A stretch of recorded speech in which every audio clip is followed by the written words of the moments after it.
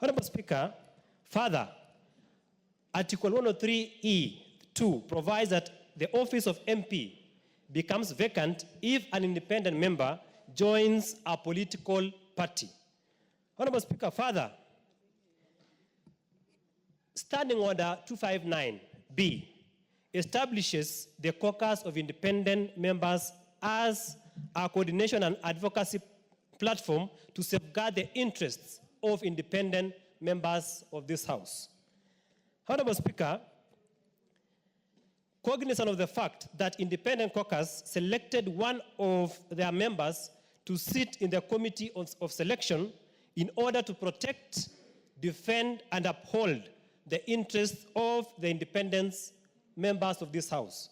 Honorable Speaker, independent members are nominated to committee through the Committee on Selection as per Standing Order 173, which provides that the independent caucus of members of parliament, which has been formally been recognized by this House, to submit names of their preferred committees. Honorable Speaker, concerned that the majority whip, in particular, has jurisdiction over members of the majority party and does not have authority on or jurisdiction over independent members who are not bound by the party's disciplinary or attendance guidelines. Honorable Speaker, acknowledging the importance of fair representation in committee assignments and the autonomy of independent members in the governance of parliamentary business, Honorable Speaker, in your direction issued yesterday, you ruled that what was before the House was reconstitution of committees rather than discharge of members. But, Honorable Speaker, be that as it may, can House committees be reconstituted without taking into account the interests of the names submitted by the caucus of independent members of Parliament? Honorable Speaker, I seek your ruling on the two following issues. One, whether in the process of reconstituting committees, the majority whip can remove or reassign independent members of Parliament without consulting them or the caucus of independent members of Parliament. Number two, Honorable Speaker, whether such reallocation or reassignment or reconstitution would violate the role of the Committee on Selection as outlined in Standing Order 73 and the principle of fair representation in committees. Honorable Speaker, if you give me 1 minute to explain. Honorable Speaker, we have 12 members of Parliament elected on an independent ticket to this National Assembly. Honorable Speaker, I'm one of them. I'm here not because of a political party, but I was brought here directly by the people of Marakwet West. Honorable Speaker, the practice in this House, when the first committees were nominated, was that we sat down, we formed a caucus. The caucus was formally recognized by yourself, Honorable Speaker. Honorable Speaker, we sat down, we nominated members, our members to serve, to select committees in which they want to serve in. Honorable Speaker, we have one member, one independent member, Honorable Caroline Ngeleche, who sits in the committee of selection of this House to protect the interest of the independents in this House. Honorable Speaker, I am not under the guidance or the leadership of Honorable Kimani Ichungwa, who is the leader of majority, because, Honorable Speaker, he is not my leader in this House. I am an independent member. I am not under the guidance or the supervision of Honorable Kimani Ichungwa. I am not under the guidance or supervision of the majority whip of this House, nor the minority whip.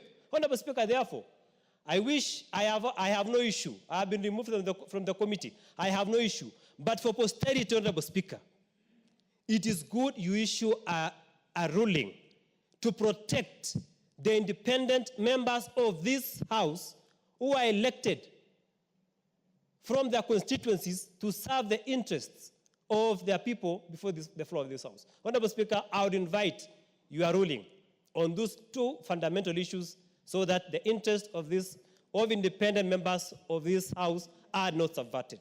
Thank you, Honorable Speaker. Junet. Mr. Speaker, I've been in this parliament since the new constitution came into place, Mr. Speaker. Mr. Speaker, it looks like the hangover of the old ways, the hangover of the old constitution has refused to go away from this country. Mr. Speaker, you've been a member of parliament for long. You remember the previous parliaments where you served before the new constitution, Mr. Speaker. The whips used to constitute committees, send it to the Speaker for approval, and it ends there. Under the new constitution, Mr. Speaker, a standing committee was formed called Selection Committee that deals with issues of placement in committees. And whatever proposal that the leadership of minority, majority, independents, and all kinds of caucuses that are in this House are looked into in that committee, Mr. Speaker. That committee has representation from all sectors. It has representation from the majority. It has representation from the minority. It has representation from the independents, the so-called quote-in-quote. It has representation from small parties, non-parliamentary parties. It has representation from, Mr. Speaker, all shades of representation in the House. What we bring before that committee that is chaired by the majority leader is proposals from different sectors. We bring proposals from the minority that, please, we are bringing proposals from the minority that this is how we want to constitute our committees. The majority brings, the independents have a voice there. It is that committee that makes a decision, Mr. Speaker, that go back and redo this, or we are in agreement, and if there is even a stalemate, people vote, Mr. Speaker, in that committee. But Mr. Speaker, in conclusion, I want to say, under this new constitution, the whole idea of independence needs to be relooked into, Mr. Speaker, in this country. How independent are independents in this House? We know when they come here, they align with who? These are the same independents, even though even now it is broad-based, after the new election, they joined the other side. Some of us were with us. They left us at night, not even during the day. I called them, I told them, where have you gone? They told me we were in Karen. Karen where? Where the new president is. Oh, I told them, we shall meet later. So we need to exercise, we need to look into this matter of independence generally, Mr. Speaker.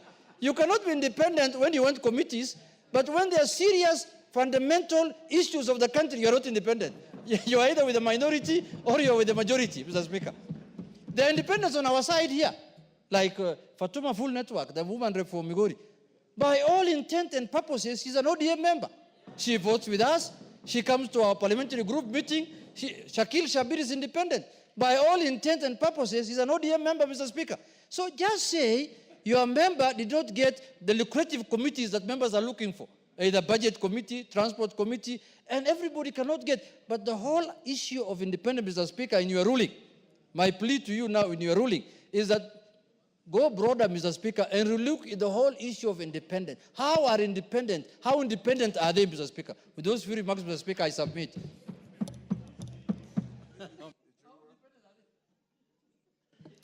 Majority Leader. Thank you, Honorable Speaker.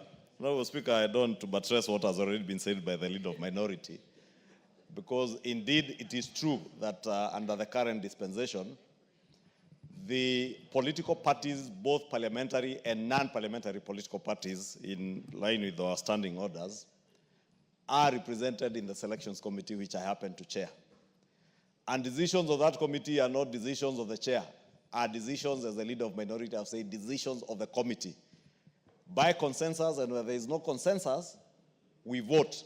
And it's also true, Honorable Speaker, in line with our own standing orders, the independents in the House, and I don't want to question the independents myself, but the independents in the House are accorded an opportunity to sit in that selections committee.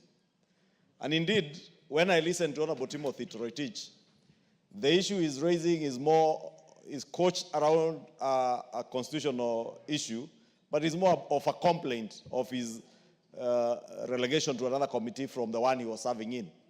But I can confirm, because we sat in that committee on Monday evening, the Honorable Timothy Toroitich, the committee he was in, he has been replaced by another independent member.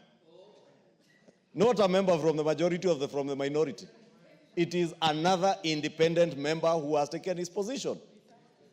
And in line with the proposals that we got before the committee, Honorable Speaker, from the representation of the independents in the selections committee. To Honorable Speaker, I engaged the Honorable Ngelechei, Honorable Karauri, who lead that caucus of independents. And when they appeared before the Honorable Ngelechei as a representative of the independents in the selections committee, submitted their list.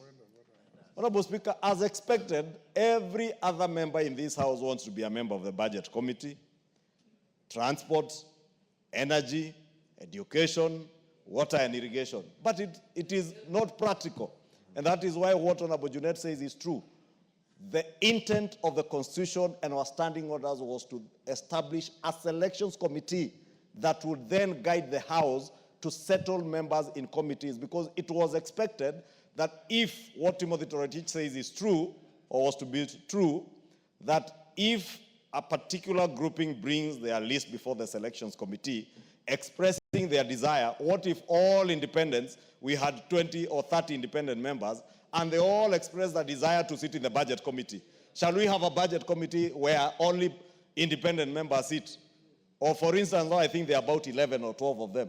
If they all wanted to sit in the transport committee, would it mean then that that is the only committee they will all sit in? That was the import of our Constitution and our standing orders, that there will be established a selections committee that, like all other business of the House, the committee will guide in terms of settling and agreeing through consensus, and where there's no consensus, by a vote, which member sits in which committee, Honorable Speaker. Therefore, I think, by and large, when I listen to the Honorable Toroitich, I have heard his disgruntlement and a complaint on the committee that he has been settled on by the selections committee. But I want to encourage the Honorable Member for Marakwet West. Focus more on serving the people of Marakwet West. And there are members who have served in this House and not served in any committee of the House. But they have done exemplary well in the Assembly, in plenary, and in their constituencies in addressing matters that are of concern to the people that sent them to represent them. Otherwise, if you focus on disgruntlement on whether you sit in this or that committee, as I said yesterday, Honorable Speaker, we may not be able to satisfy everybody, and it's not practical to satisfy everybody in terms of their desires and needs as individuals. But let us use the opportunities that we are given to serve in whatever committee you are relegated to serve in, whether it is in Transport Committee, whether it is in the very powerful Members' Welfare Committee. That, Honorable Speaker, I said when in the last Parliament I served in the Members' Welfare Committee, I have never served in a more powerful committee of this House than the Members' Welfare Committee. This is a committee that oversees the Parliamentary Service Commission, where the Speaker is the chair of the Parliamentary Service Commission. There is no other committee of this House that can oversight, Mr. Speaker, other than the Members' Welfare Committee. And I am very proud of my time as a member of the Members' Welfare Committee, because, Honorable Speaker, you remember when you took over as chair of the Parliamentary Service Commission, Bunge Tower had actually progressed in the last 2 years of the last regime, because of the work that we put to make sure that we oversighted the Parliamentary Service Commission to ensure that members of Parliament who joined the 13th Assembly, and I must thank you, Honorable Speaker, because when you came in, you picked up from where the other commission had left and ensured that now members enjoy good facilities at Bunge Tower. And I want to ask the members who are joining the Members' Welfare Committee, keep the Speaker on his toes so that he can continue guiding the Parliamentary Service Commission to improve your welfare as members of Parliament.